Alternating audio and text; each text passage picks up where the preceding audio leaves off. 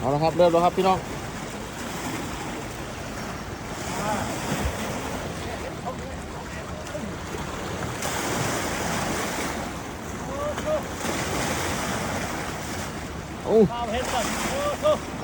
เอาเอามันขึ้นมาดูเอาขึ้นมาเบื้องหน้า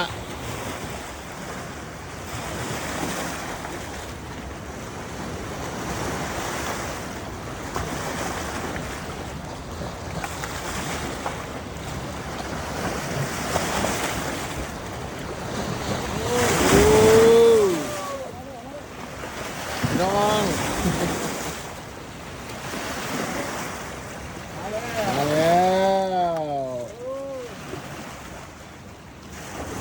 จะค้างนะซี่คือหาวของแท้ของแท้โอ้ตักแดงครับเดี๋ยวโตโดดท้ายดูดูของแท้ของแท้